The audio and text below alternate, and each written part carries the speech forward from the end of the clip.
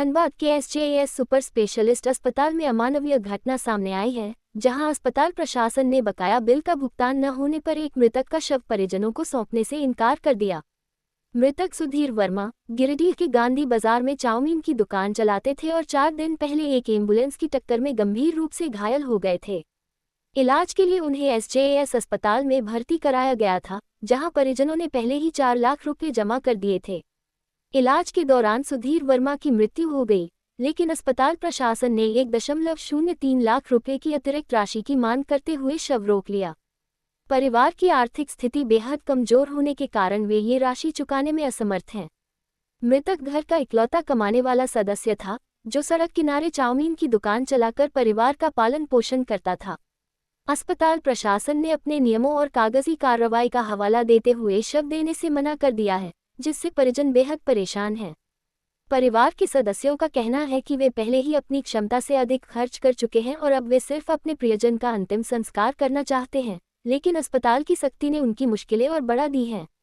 तो आरोप देखिए एक अलग चीज़ है, क्यों आरोप लगाए आप उसकी बात पे पहले समझने की कोशिश करिए। मैं भी जा रहा हूँ, अभी आया हूँ, मैं देखता हूँ कि क्या हुआ नहीं हुआ, फिर मैं आपको उस बारे पे जानकारी। करीब 3 लाख से ऊपर का पेमेंट कर चुके हैं आपको। जो भी देखिए बिल की चीज़ें हैं, वो स्टार्ट पे जब एडमिशन होता है तो हर एक चीज़ बहुत डिटेल में बताया जाता है। हमारे पास साइन ऑफ कॉपी है कि किसका क्या चार्जेस होगा, आपके कितने इलाज में क्या खर्चा आएगा, और डेली बेसिस पे सुबह और शाम जो भी बिल वैल्यू होता है उनको कॉपी दिया जाता है, हार्ड कॉपी करके लेटर हेड पे, कि आपका इतना खर्चा हुआ है, इन चीज़ों का इलाज हुआ है, ये दवाइयाँ गई हैं, जांची हुई है, ये कमरे का है। और जब भी एडमिशन होता है तो उसी टाइम पे फेस शीट एक आता है और एस्टिमेट पेपर उनको साइन कराया जाता है कि आपका जो ड्यू बाकी है नहीं देगा तो उसका बॉडी नहीं देंगे। ऐसा कोई नहीं होता है कि बॉडी नहीं देंगे, आपका जो भी है। लग रहा है कि आप बॉडी रोकते हुए 1,03,000 रुपये बताए पुलिस। देखिए जो भी है चीज़ है, अब उनके पेशेंट पार्टी से हम बात करेंगे कि क्या है नहीं है, और उसके बाद ही हम आपको सारी चीज़ें बता पाएंगे। जहाँ तक की बात है कि फिनेंशियल बातें हैं,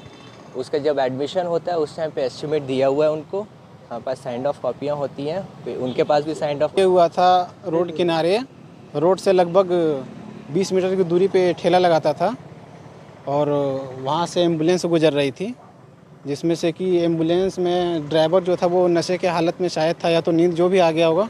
वो रोड से चारों पहिए नीचे उतार के मरीज़ को ठोक दिया ठेले में, जिसके बाद गांडे हॉस्पिटल में उसको एडमिट किया गया, वहाँ से रेफ़र किया गिरिडीह, और गिरिडीह रेफ़र करने के बाद फिर वहाँ से गिरिडीह से रेफ़र किया धनबाद में यहाँ पे एडमिट करने के बाद 2-3 दिन 4 दिन इलाज चला।